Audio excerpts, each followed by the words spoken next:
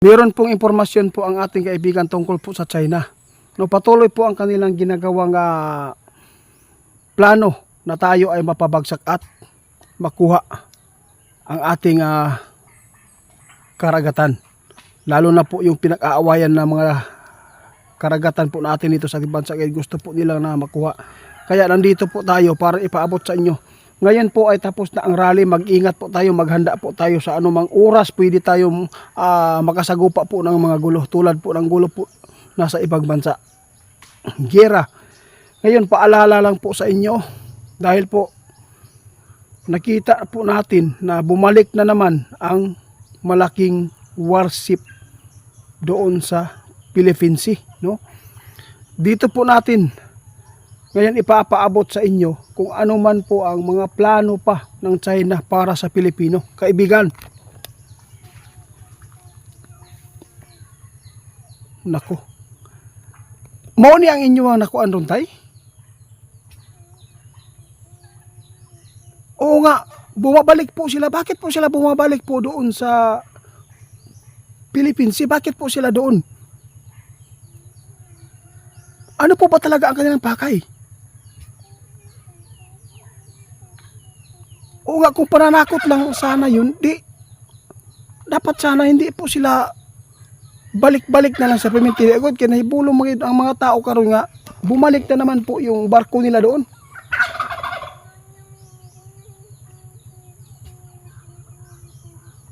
O lumalaban na po talaga yung Pilipinas ngayon, lalo na mayroon ng barko na malalaki din na gamit po ng Pilipinas ngayon. Naku po, sana po hindi ito mangyari. Guys, sabi po ng ating kaibigan ngayon, itiit, hindi pa natapos ang problema po ng bansa ninyo, lalo na yung kuryente, no? Kontrolado pa nila sa China po yung ahensya po ng kuryente, yung electricity po natin dito, guys.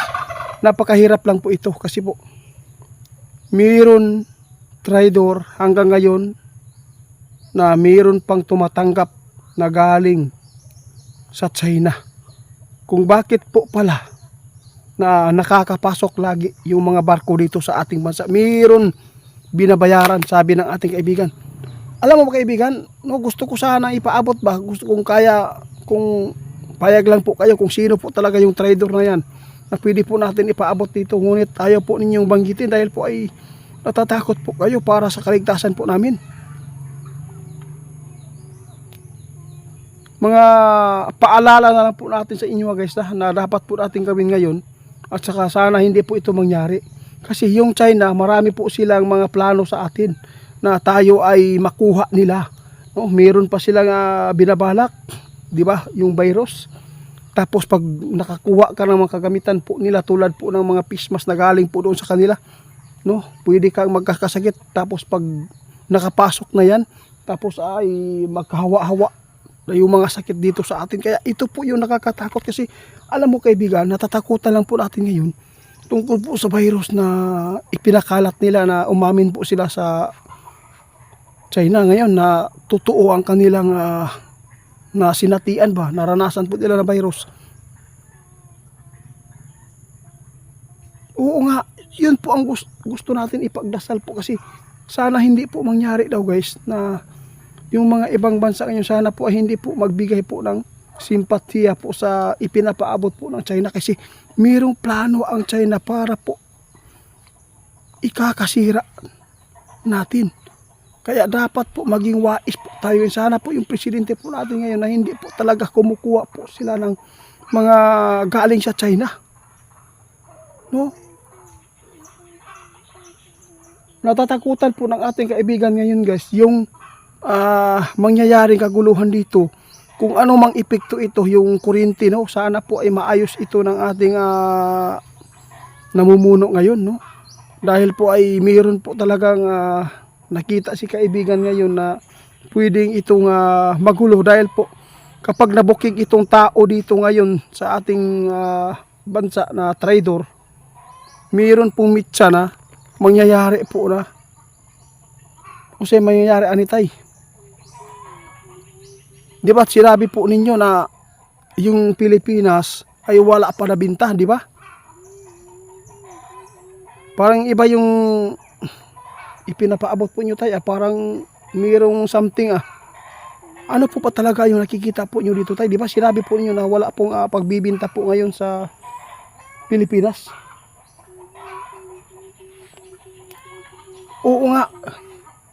Pero guys, kahit hindi po nabinta, mayroong tao na binabayaran pa ng China para po sila ay makapasok pa dito sa atin. Nahihirapan po talaga, no, ang mga tao na magtuklas nito dahil po ay kilala po ito, tayo, di ba?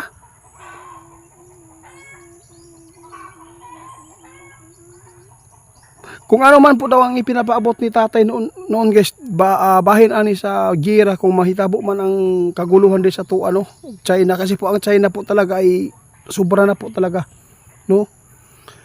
Kung wala pa ang mga Amerikano guys, wala na tayo, no? Tudas. Kaya dapat tayo maghanda ngayon, lalo na po sa mga plano po ng China. Sana ipagdasal po natin na sana po ay walang lockdown na mangyayari at walang mga virus na makapasok sa Pilipinas.